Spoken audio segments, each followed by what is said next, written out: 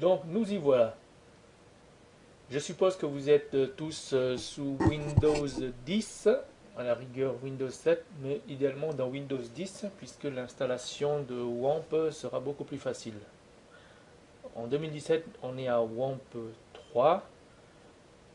Je vous invite à aller sur le site SourceForge et pas sur wampserver.com. Allez sur SourceForge. Alors, on y va. Donc là, cliquez télécharger. Ça va apparaître. Et donc, vous aurez un exécutable. Vous double-cliquez dessus. Et voilà, normalement, ça se fait sans problème. Voilà, donc je suppose que maintenant que vous avez réussi à installer sur Windows 10 WAMP, je vais faire un petit croquis pour vous expliquer comment ça marche en fait, hein. Alors, en fait, WAMP c'est un package qui possède plusieurs choses. Bien sûr, le plus important c'est le serveur Apache. Ensuite, il y a le module PHP pour Apache, MySQL pour la base de données, et en gros, c'est tout. Sachant que là, vous êtes sans doute en Apache 2.4 et PHP, dans votre cas, il est un module de Apache. Alors, cette distinction est importante. Pourquoi? Il y a deux façons, enfin, en gros, deux façons d'exécuter du PHP. Au tout début, quand PHP a été créé, il est créé en exécuter des fichiers PHP grâce au module de PHP de Apache. Euh, Ensuite, pour améliorer les performances d'exécution de PHP, on a fait exécuter du PHP non pas par un module d'Apache, mais directement par un programme externe à Apache. C'est ce qu'on appelle le CGI. Le CGI, c'est quoi? En fait, le CGI, c'est un programme exécutable. Par exemple, ça peut être le petit programme Notepad ou Photoshop ou Explorer ou alors n'importe quel programme qui s'exécute dans un OS, c'est-à-dire un système d'exploitation qui s'exécute via dans un environnement de système d'exploitation. Alors d'habitude, tout ça, ça se passe sur votre ordinateur. Alors, la nouveauté qui est apparue avec le web, c'est qu'on a essayé de partager ces programmes afin qu'ils puissent communiquer avec le web. D'où la notion de CGI qui s'appelle Common Gateway Interface. Alors quand je dis ça, j'ai tout dit. Ça veut dire que vous pouvez tout mettre en communication avec le web.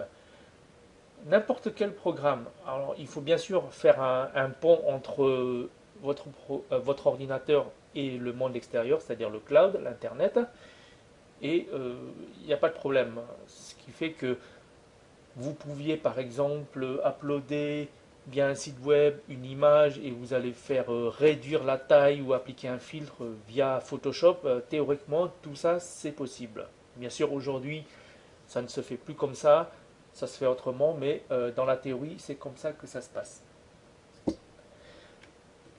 Donc je disais que dans le cas de WAMP, il utilise PHP en tant que module Apache. Mais c'est pas très grave hein, si vous n'avez pas des performances très élevées. Vous êtes dans un environnement de développement, vous n'êtes pas dans un environnement de production, donc c'est tout à fait viable. Vous avez ces trois modules et qu'il faut, euh, qu'il faut configurer. Normalement, tout est configuré lorsque vous avez installé. Apache va démarrer quand vous allez appuyer sur le bouton. Quand vous allez démarrer, par exemple, je vais vous montrer l'icône qui va permettre de démarrer Apache. Alors là, WAMP Server. Donc vous double-cliquez dessus. Et ensuite, il s'exécute. Je vais vous montrer la petite icône. J'espère que vous voyez la petite icône, elle est verte, le W. Donc je clique dessus et j'accède à la gestion de la solution WAMP. Localhost, en fait, donc ça veut dire c'est votre hôte local. En fait, c'est lorsqu'on parle de votre propre ordinateur en tant que serveur web. C'est comme un nom de domaine, vous pouvez y accéder. On va le faire tout à l'heure. Ah, j'ai oublié aussi PHP MyAdmin qui permet de gérer la base de données MySQL via une interface web. Normalement, vous ne pouvez pas vous en passer. Ça va vous permettre de créer des tables et de faire des requêtes rapides. Les virtual hosts, en fait, ça c'est à la base de tout le web. En fait, ça permet de créer un serveur web quand vous allez lier à un nom de domaine. Lorsque vous prenez un hébergement mutualisé, en fait, ce que vous allez louer, en fait, vous allez payer un virtual host, en fait, qu'on va mapper à un nom de domaine. Le virtual host, en fait, c'est donc un répertoire de votre disque dur que vous avez permis d'accéder au web. Là, nous avons donc les répertoires www. En fait, ça, c'est très important aussi, c'est la racine de votre hôte. Tous vos projets, normalement, si vous avez 2-3 sites web à faire, eh bien, ce seront des sous-répertoires de ce www. Apache. Donc là, vous avez encore un sous-menu qui vous permet de... Donc avec Apache, vous avez accès aux informations. La version 2.4, l'une des plus récentes. Vous pouvez démarrer l'arrêté et les modules, ça c'est très important pour plus tard. Donc là je ne vous explique pas, mais en fait c'est ce qui permet, par exemple, vous avez des modules pour faire de la réécriture d'URL pour qu'elle soit plus jolie. Vous avez des modules pour compresser les données. Tout ça, ça se passe ici. Et même PHP dedans, c'est un module de Apache. Je vais essayer de le trouver.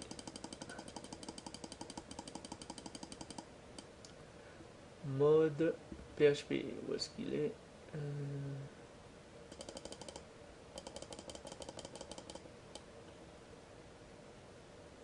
PHP 5 module.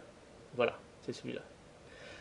Ensuite, vous avez le httpd.conf. Ça, c'est le fichier central qui va permettre de configurer Apache pour qu'il va servir les sites web.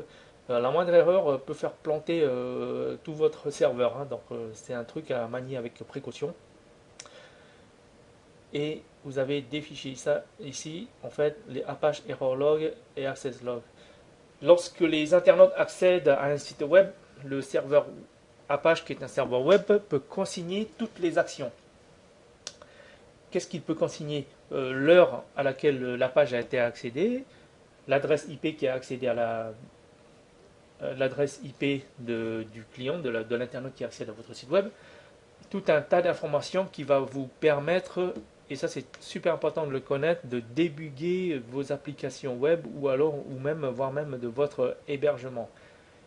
Actuellement, je suis en plein dedans, j'ai des migrations de serveurs à faire et c'est assez difficile parce que lorsqu'on met à jour une version de Linux, il y a des nouvelles règles de plus en plus strictes et les anciens web ne fonctionnent plus sur les nouveaux web et il faut en fait bien connaître le paramétrage d'Apache.